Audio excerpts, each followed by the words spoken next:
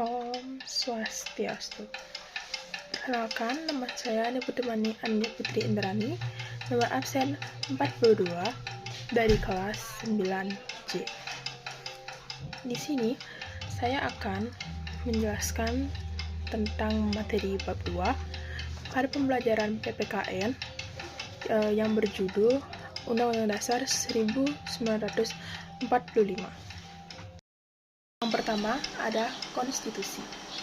Konstitusi berasal dari bahasa Perancis yang dapat diartikan constituer, yang artinya membentuk. Istilah tersebut memiliki makna pembentuk atau yang artinya membentuk. Istilah tersebut memiliki makna membentuk atau menyusun atau menyatakan suatu negara. Dalam bahasa Indonesia, konstitusi diartikan sebagai hukum dasar atau undang-undang dasar. Istilah hukum dasar tersebut menggambarkan keseluruhan sistem ketatanegaraan suatu negara. Konstitusi tersebut ditulis undang-undang dasar, dan konstitusi yang tidak tertulis disebut konvensi. Yang kedua, ada fungsi konstitusi. Fungsi konstitusi yaitu sebagai berikut. Yang pertama, ada dokumen nasional. Yang kedua, ada piagam kelahiran baru. Yang ketiga, ada sumber hukum tertinggi. Yang keempat, ada identitas nasional. Yang kelima, ada alat pembatas kekuasaan. Dan yang terakhir adalah alat pelindung HAM dan kebebasan warga negara. Nah, sekarang saya akan menjelaskan tentang pengertian Undang-Undang Dasar. Undang-Undang Dasar adalah hukum dasar tertulis dari suatu negara yang memuat tugas-tugas pokok dari badan pemerintahan atau lembaga negara, serta menentukan cara kerja dari badan-badan tersebut. Selanjutnya, saya akan menjelaskan tentang fungsi Undang-Undang Dasar. Fungsi yang pertama, Undang-Undang Dasar bersifat mengikat lembaga negara, lembaga masyarakat, serta mengikat setiap warga negaranya. Fungsi yang kedua, Undang-Undang Dasar berisi norma-norma, kaidah-kaidah, aturan-aturan, atau ketentuan-ketentuan yang harus ditaati dan dilaksanakan oleh semua pihak yang terikat dalam negara tersebut.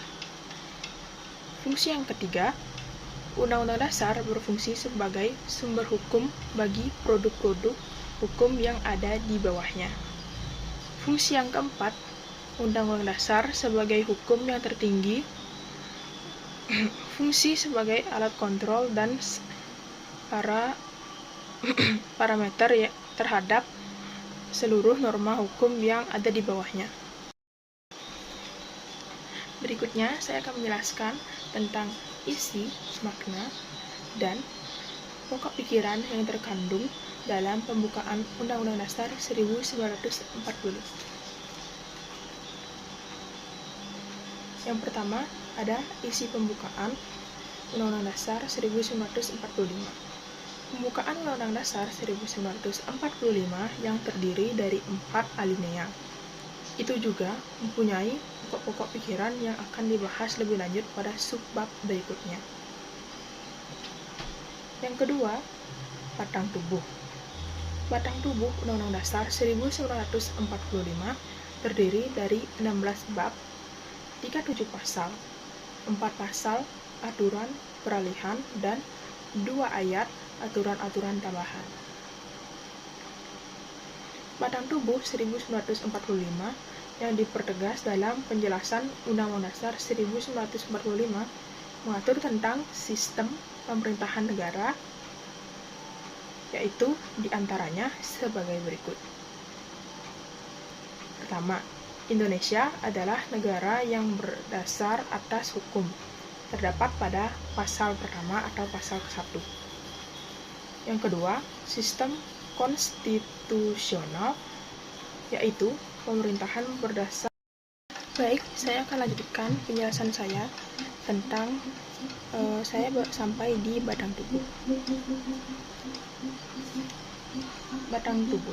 Batang tubuh Undang-Undang Dasar 1945 terdiri dari 16 bab, 37 pasal, 4 pasal, aturan peralihan, dan 2 ayat aturan tambahan.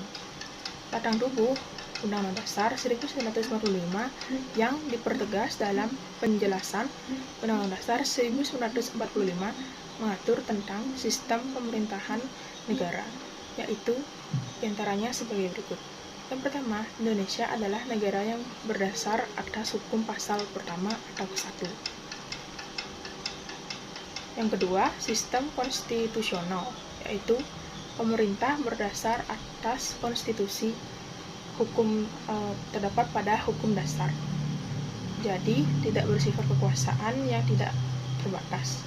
Terdapat pada pasal pertama atau pasal ke-1.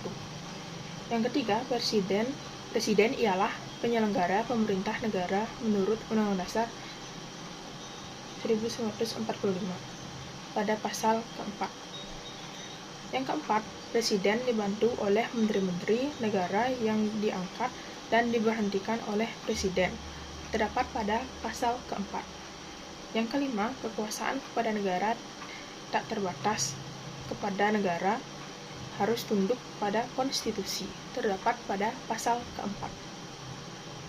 Yang keenam, DPR tidak dapat dibubarkan oleh Presiden, pada ini ada pada pasal ke-7. Baik, sekian penjelasan dari saya. Bila ada kesalahan atau salah kata, mohon dimaafkan. Baik, itu saja dari saya. Sekali lagi, kalau ada salah kata, saya ucapkan mohon maaf. Saya akan menutup. Om Santi Santi Santi Om.